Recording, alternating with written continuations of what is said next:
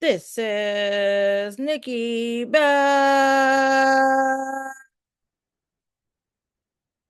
Let's go.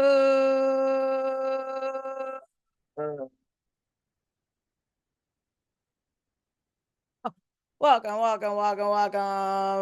So you all know I'm a strategic advisor direct to project investors. I've been doing it for over 16 years. That is representing and being the gatekeeper for project investors who invest in mega projects, capital projects, multi-million, billion-dollar projects, what have you. And I've been known to give out, some information and to educate people and help them be more aware on either side of the coin. Um, you also know that your spiritual wealth is your spiritual health. I'm really, really big on staying healthy and overcoming and eradicating illnesses. So today's topic is consulting, and I quote, consulting for equity. Absolutely wrong. Wrong terminology. Wrong. It's another new term. It has been going on before time in the private industry.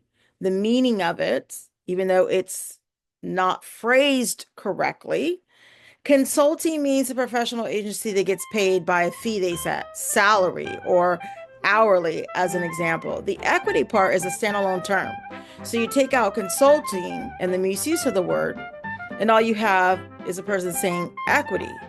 When you put consulting in there, you're saying that professional does not have the right to charge a fee, have a salary, or hourly rate, and therefore they have no right to get paid. I'll let you sit with that for a minute. The double sword is equity. Equity usually means a lot of things opposite of a flat fee or a flat rate. Okay, so listen up, folks. Equity is often termed sweat equity or actual equity, and it is when you receive such payment, which is oftentimes commission based once a company goes public. It also can be in the form of stocks and shares. You basically traded your time for future promise of payment, known as equity. Therefore, you have a stake in the company as well. Okay, great. But putting the two together, consulting equity is an injustice to those of us who work hard in our consulting field of work. If you are working from the company angle, great, but call it what it is, sweat equity or equity. And sweat equity is everyone volunteering to fundraise for a company until they get funding. Then there is the hope of once they get funding, getting paid. You ever see a pitch deck with the company staff or founders, etc., at the very top of the presentation? It's because they need to pay their people, their team, and they place them at the forefront. Investors, people that are the gatekeeper for investors like myself, it's no bueno. As soon as I see that, I see like, okay, how is the money going to be misused? It's like a red flag.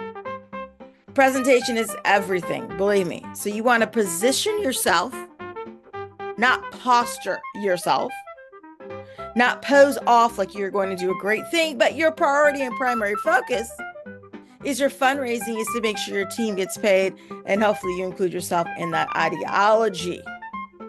That is not good. Find the balance. Put it where it actually belongs.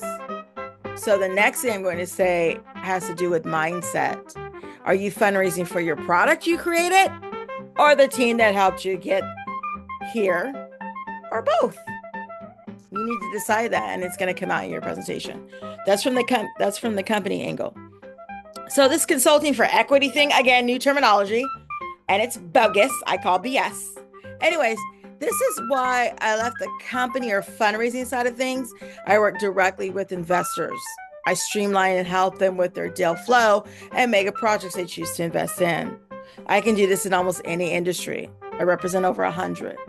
So it is because I work with them, meaning investors. I know how they think, what to look for, and tend to generate an inner circle of like minds. I charge a flat rate for anyone representing my service, requesting my services, a flat rate. Not equity, not commission, a flat rate. And I have every right to do so. Why? Because if you are an investor and you are not broke or too cheap to pay someone, which out of 10 investors, at least 8 are living their truth, then you have no qualms about paying me for the work I do. You don't care about the low vibration energy source, such as certain labels that we as humans have attached ourselves to, like one's education, culture, color, politics, religion, etc. You could be a simple farmer yourself, no education, but somehow generated your own wealth for generations to come. You are energy in that example, and so is money. Money does not care about those labels. It cares about your alignment with that energy. It cares about you using it as a tool, not as a means to an end, but as a tool in excess of anything you envision and touch. If you're using it as a tool, just like an owner of a house needs a lawnmower or needs someone to clean their gutters, the lawnmower you pay outright to the store that supplies it. You want a good one. You pay an expensive price for the best one, but you pay that flat rate. If you want someone who is going to clean your gutters, a handyman or a company, you might only give half to the handyman until he finishes the job, but you're paying him for his service. The same with the company, and both will and should give you an estimate before moving forward. Look into it and make sure they are competently and adequately going to clean your gutters. If they're really excellent and not trying to get over, they may notice something else on your rooftop that needs fixing, such as your chimney. But they are not going to charge you and do the work without a payment arrangement for that extra item they found.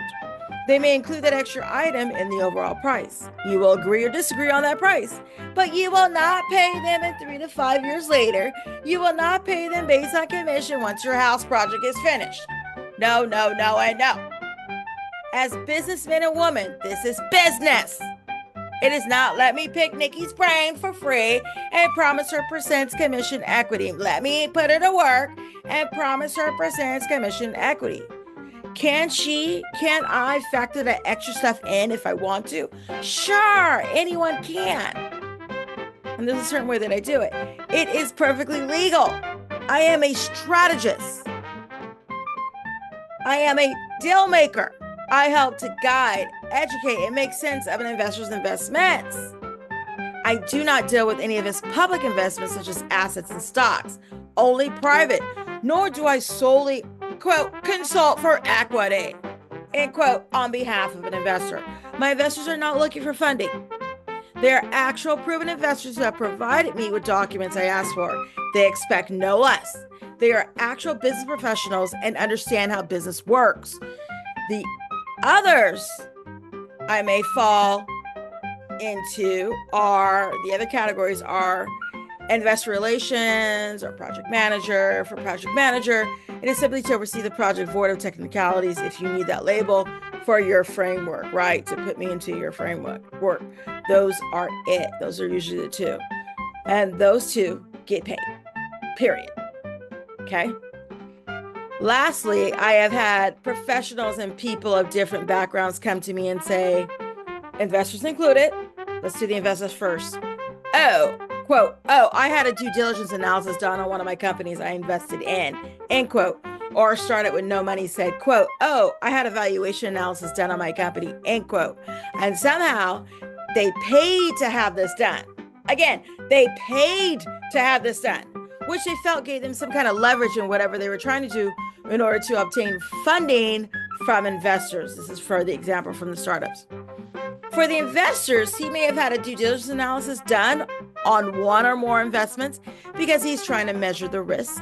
For example, for the company or startup, he may have paid for that valuation analysis because he or she wants to appeal to the funders, investors, as they continue to fundraise the millions they need to get the company going and growing.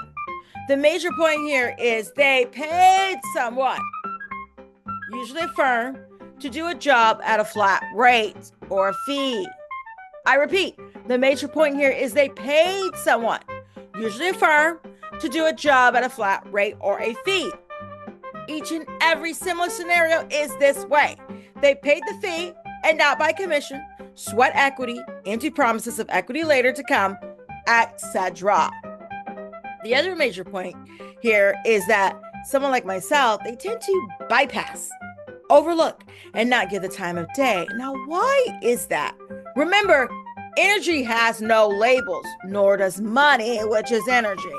It is actually me as the energy source who has bypassed all of that. And I tend to gravitate, and they do to me as well, towards people and professionals who are business minded and whom I do not have to explain any of this to. Ones that are happy to have a wonderful person like myself looking out for them and their investments. That is called trust. And it is established from the beginning. How one can do that? How can one do that? Again, you have to have a conversation with me. I attack the need and the pain points, and then I strategize. This is what I do all day, every day. The call to action today is contact me on any given platform with a message, and I will get back to you. Call me or schedule a strategy session today. All of this is on my link tree. Thank you. This is Niki Bell. Let's go.